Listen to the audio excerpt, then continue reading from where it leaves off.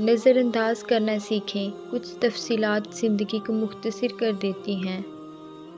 اپنی خامیوں کا احساس ہی انسان کا کامیابی کی طرف پہلا قدم ہے۔ حضرت علی رضی اللہ تعالیٰ عنہ نے فرمایا، کبھی کسی کے سامنے اپنی صفائی پیش نہ کرو، کیونکہ جسے تم پر یقین ہے اسے ضرورت نہیں، اور جسے تم پر یقین نہیں وہ مانے گا نہیں۔ اپنے ہاتھ سے کی ہوئی نیکی اور دوسرے سے سرزد ہونے والے گناہ کا تذکرہ کسی سے نہ کرو، یہ تمہارے کردار کا امتحان ہے۔ اپنے ظرف کے پیمانے کا حساب خود نہیں کیا جاتا، اسے آزمانے والے پر چھوڑ دو۔ مشورہ بہت سستا ہے، ایک سے مانگو 10 لوگ دیں گے، اور مدد مہنگی ہے، 10 سے مانگو تو کوئی ایک دیتا ہے۔ تمہارا کیا ہے؟ سب کچھ اللہ کا ہے، یعنی کہ تم بھی۔ گھر کا صرف نام آسان ہے، گھر بستے بستے بڑا وقت لگ جاتا ہے، بہت سی باتوں پر صبر کرنا پڑتا ہے، بہت سی باتوں کو نظر انداز کرنا پڑتا ہے۔ صبر، تحمل، برداشت اور سمجھوتے گھر بسانے کے گر ہیں۔ اگر آرزوئیں گھوڑے بن جائیں تو ہر احمق شہسوار کہلائے گا۔ خوبیاں ڈھونڈنا بھی ایک خوبی ہے، اور عیب ڈھونڈنا بھی ایک عیب ہے۔ ہر انسان کو یہ فکر تو ہے کہ مرنے کے بعد میری اولاد کا کیا ہوگا، لیکن کسی کو یہ فکر نہیں کہ مرنے کے بعد میرا کیا ہوگا۔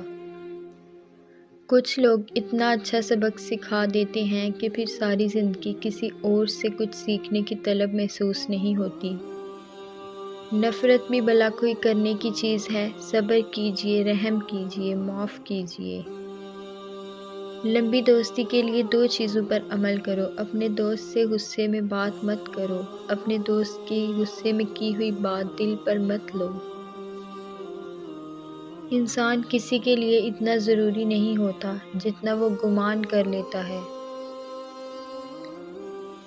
طنز اور بحث سے رشتے کمزور ہو جاتے ہیں، لہٰذا اپنوں سے کبھی بھی ایسی لڑائی نہ لڑنا کہ لڑائی تو جیت جاؤ مگر اپنوں کو ہار جاؤ۔ وضو دنیا کا سب سے سستا اور بہترین سینیٹائزر ہے، جو وائرس کے ساتھ ساتھ گناہوں کو بھی صاف کر دیتا ہے۔ جھوٹ بہت تیز دوڑتا ہے، لیکن منزل پر سچ ہی پہنچتا ہے۔ سچائی اطمینان دیتی ہے، اور جھوٹ بے چینی۔ آپ فرشتے بھی بن جائیں تب بھی آپ کو برا کہنے والے لوگ موجود ہوں گے۔ انسان کی تربیت کا فرق ہوتا ہے، ورنہ جو سن سکتا ہے وہ سنا بھی سکتا ہے۔ زندگی بہت میٹھی ہے، اگر آپ اس میں اپنی زبان کا زہر شامل نہ کریں۔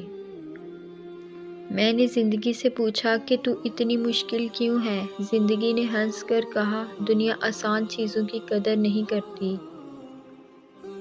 کس کس کو راضی کرو گے؟ بس ایک اللہ کو راضی کر لو، سارے مسئلے حل ہو جائیں گے۔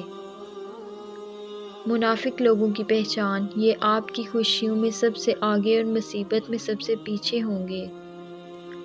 3 چیزیں انسان کو باکمال بنا دیتی ہیں: ٹھنڈا دماغ، میٹھی زبان، نرم دل۔ درود پاک پڑھا کرو، زندگی پریشانیوں، مصیبتوں اور مشکلات سے پاک ہو جائے گی۔ یا اللہ، تو سب جانتا ہے، سب کی مشکلات ختم فرما۔ حسن کی مثال تو محمد صلی اللہ علیہ وآلہ وسلم ہے، لیکن محمد صلی اللہ علیہ وآلہ وسلم کی مثال کوئی حسن نہیں۔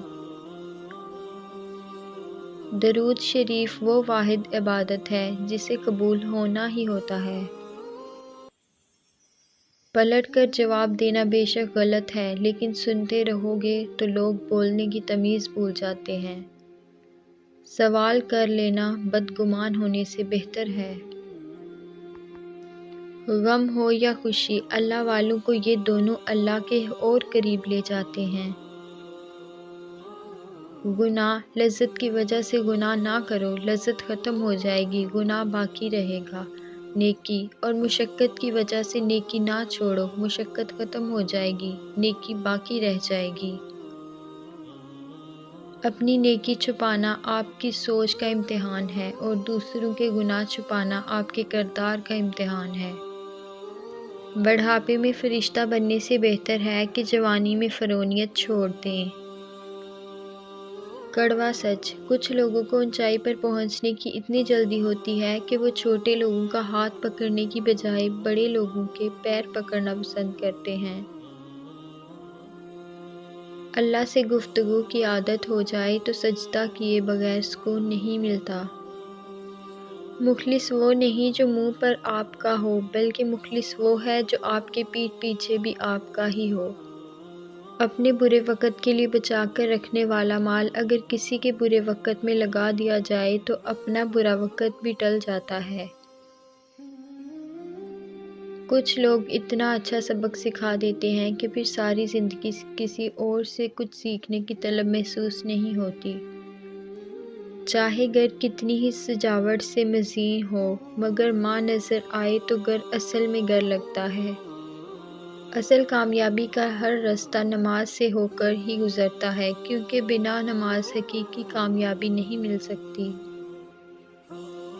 انسان کے کردار کی دو منزلیں ہیں، دل میں اتر جانا یا دل سے اتر جانا۔ رسول اللہ صلی اللہ علیہ وآلہ وسلم نے فرمایا، جس نے مجھ پر ایک بار درود بھیجا، اللہ تعالیٰ اس پر 10 بار رحمت نازل فرمائے گا۔ اگر آپ کو لگتا ہے کہ روز محشر آپ سے صرف نماز اور روزے کا ہی پوچھا جائے گا تو شاید آپ غلط ہیں۔ غیروں کی باتوں میں آ کر اپنوں سے الجھنا انسان کی قدر، عزت اور وقار کو ختم کر دیتا ہے۔ جن لوگوں نے آپ کو دکھ دیے ان کو بھلا دیں، لیکن جو انہوں نے سبق دیے ان کو یاد رکھیں۔